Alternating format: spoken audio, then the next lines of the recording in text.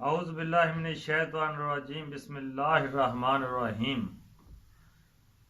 हज़रत पीर सैयद वारिस शाह साहब रहमतुल्लाह अलैह एक जगह फरमाते ने, कड़ा कठन दरिया फराक वाला पार लंघने ਨੂੰ ਤੁਲਾ ਬਣਾ ਲਈਏ। ਅੱਗੇ ਲੋਕਾਂ ਦੇ ਝੁਗੜੇ ਬਾਲ ਸੇਕੇ ਹੁਣ ਆਪਣੇ ਨੂੰ ਚਿਣਗ ਲਾ ਲਈਏ ਤੇ ਕੰਗੀ ਵਾਂਗ ਬਣਾਇਆ ਵਾ ਜਿਸਮ ਆਪਣਾ ਹੁਣ ਜ਼ੁਲਫ ਮਹਿਬੂਬ ਦੀ ਵਾਹ ਲਈਏ ਤੇ ਮੀਏ ਲਾਲ ਹੁਸੈਨ ਸ਼ਬਾਜ਼ ਵਾਕੂ ਕੰਨੀ ਮੁੰਦਰਾ ਨੱਥ ਜਾ ਪਾ ਲਈਏ। ਮੱਖਣ ਜੱਟ ਪੰਜਾਬੀ ਚੈਨਲ ਵੱਲੋਂ तमाम ਸੁਣਨ ਵਾਲਿਆਂ ਨੂੰ अस्सलाम वालेकुम। तो मैं उम्मीद रखदा कि तमाम सुनने वाले खैरियत नाल होणगे और अल्लाह की ज़ात इस नफसा नफसी के दौर च तमाम नूं अपनी रहमत के साए च रखे, क्योंकि बड़ा अजीबो गरीब दौर जा रहा। ये आपो ताप का दौर आ, नफसा नफसी का आलम आ। शायद जिन्नी पुलिस रात क्या गया सी ਉਹਦਾ ही आगाज हो चुकिया।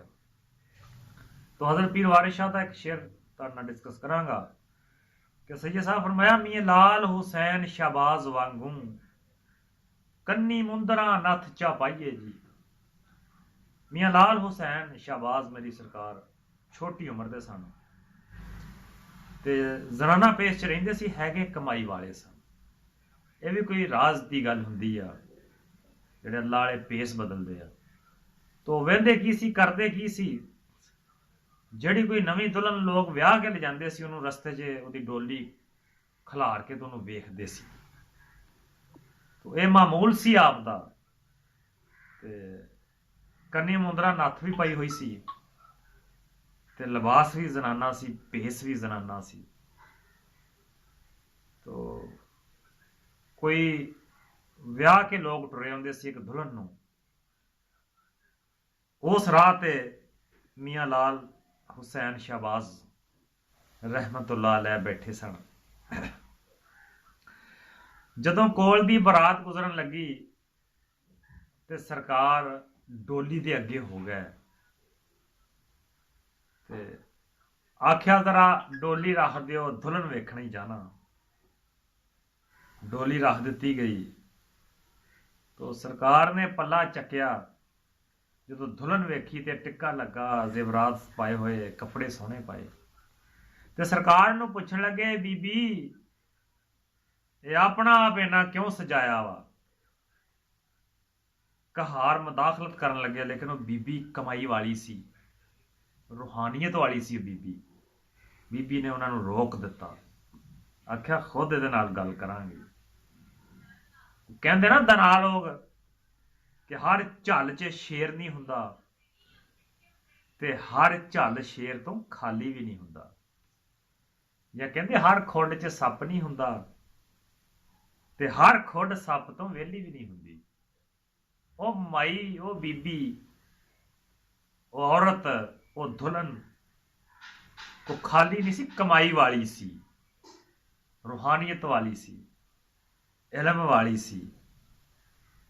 तो उन्हें रोक दिता, उन्हें कहा मैं खुद गल करांगी।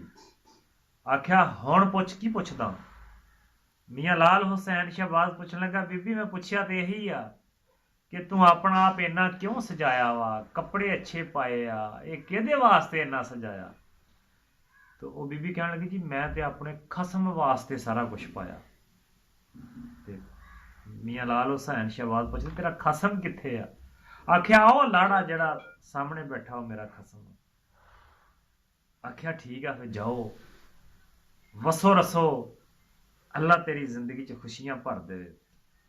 जो मियां लाल हुसैन शाहबाज गल पे मोड़ लगे तो बीबी बाहर निकल आई। आख्या मियां वसीए किथे, मेरे कोलों तो पुछ लिया वा, हुण तू दस तू की भेस वटाया वा, तू कन्नी मुंदरा नत्थ ते इदां दे कपड़े क्यों पाए आ, तू की करदा फिरदा। गल सुन के हिल गए, पैरों थलों जमीन निकल गई, जिसम कंब गया, अखां चों हंझू चलन डै पै। आख्या मैं जान नहीं देना। तो मियां लाल हुसैन शाहबाज रो के फरमाउण लगे कि बीबी मैं भी अपनी खसम नूं राजी करन वास्ते इस भेष च तुरिया फिरदा। आख्या फिर वहा खसम। ਜਦੋਂ ਵਿਖਾ ਆਖਿਆ ਤੇ ਰੰਗ ਉੱਡ ਗਿਆ। ਆਖਿਆ ਮੇਰਾ ਵੀ ਵੇਖਿਆ, ਵੇਖਣ ਤੋਂ ਬਗੈਰ ਮੈਂ ਜਾਣ ਕੋਈ ਨਹੀਂ ਦੇਣਾ, ਹੁਣ ਆਪਣਾ ਵਹਾ। ਤੋਂ ਉੱਥੇ ਫਿਰ ਹਜ਼ਰਤ ਮੀਆਂ ਲਾਲ ਹੁਸੈਨ ਸ਼ਹਬਾਜ਼ ਨੂੰ ਆਪਣਾ ਮੁਰਸ਼ਿਦ ਵੀ ਵਹਾਉਣਾ ਪਿਆ। ਫਿਰ ਵਿਖਾਇਆ, ਉੱਥੇ ਵਿਖਾਉਣ ਤੋਂ ਬਗੈਰ ਬੀਬੀ ਰਾਜ਼ੀ ਨਹੀਂ ਹੋਈ। ਤਾਂ ਲਿਖਿਆ ਮੇਰੀ ਸਰਕਾਰ ਹਜ਼ਰਤ ਵਾਰਿਸ ਸ਼ਾਹ ਸਾਹਿਬ ਨੇ ਕਿ ਮੀਆਂ ਲਾਲ ਹੁਸੈਨ ਸ਼ਹਬਾਜ਼ ਵਾਂਗੂ ਕੰਨੀ ਮੁੰਦਰਾ ਨੱਥ ਜਾ ਪਾਈਏ ਜੀ। ਤੋ ਕਿਸੇ ਨੂੰ ਕਿਸੇ ਰੂਪ 'ਚ ਵੀ ਵੇਖੋ, ਉਹਦਾ ਮਜ਼ਾਕ ਨਾ ਉਡਾਓ, ਨਹੀਂ ਦਿਲ ਕਰਦਾ ਉਹਦੇ ਨਾਲ ਨਾ ਬੋਲੋ, ਸਲਾਮ ਦੁਆ ਲੈਣ ਨੂੰ ਦਿਲ ਕਰੇ ਤੇ ਲੈ ਲਓ, ਨਹੀਂ ਦਿਲ ਕਰਦਾ ਉਹਨੂੰ ਆਪਣੀ ਰਮਤ 'ਚ ਰਹਿਣ ਦਿਓ। ਅੱਲਾ ਜਾਣੇ ਕਿਸੇ ਦਾ ਕਲਬੀ ਸਿਲਸਿਲਾ ਅੱਲਾ ਦੇ ਨਾਲ ਕਿੰਨਾ ਮਜ਼ਬੂਤ ਆ, ਮੈਨੂੰ ਕੀ ਪਤਾ। ਕੋਈ ਸਾਹਮਣੇ ਅਗਰ ਸ਼ਖਸ ਆ ਰਿਹਾ ਵਾ ਹਾਲੋਂ ਵੀ ਬੇਹਾਲ ਆ, ਮੈਨੂੰ ਕੀ ਪਤਾ ਉਹਦਾ ਕਲਬੀ ਸਿਲਸਿਲਾ ਅੱਲਾ ਦੀ ਜ਼ਾਤ ਨਾਲ ਕਿੰਨਾ ਮਜ਼ਬੂਤ ਆ। ਹੋਰ ਕਿਸੇ ਨੂੰ ਵੀ ਕੀ ਪਤਾ ਕਿ ਕਿਸੇ ਦਾ ਕਲਬੀ ਸਿਲਸਿਲਾ ਅੱਲਾ ਦੀ ਜ਼ਾਤ ਨਾਲ ਕਿੰਨਾ ਮਜ਼ਬੂਤ ਆ। ਤੋ ਦੂਸਰਿਆਂ 'ਚ ਮੁਦਾਖਲਤ ਕਰਨੀ ਛੱਡ ਦਈਏ। ਮੱਖਣ ਜੱਟ ਪੰਜਾਬੀ ਚੈਨਲ ਸਬਸਕ੍ਰਾਈਬ ਕਰੋ, ਲਾਈਕ ਕਰੋ, ਸ਼ੇਅਰ ਵੀ ਕਰੋ। ਅਗਲੀ ਕਹਾਣੀ ਤੱਕ ਇਜਾਜ਼ਤ ਚਾਹੁੰਦੇ ਹਾਂ।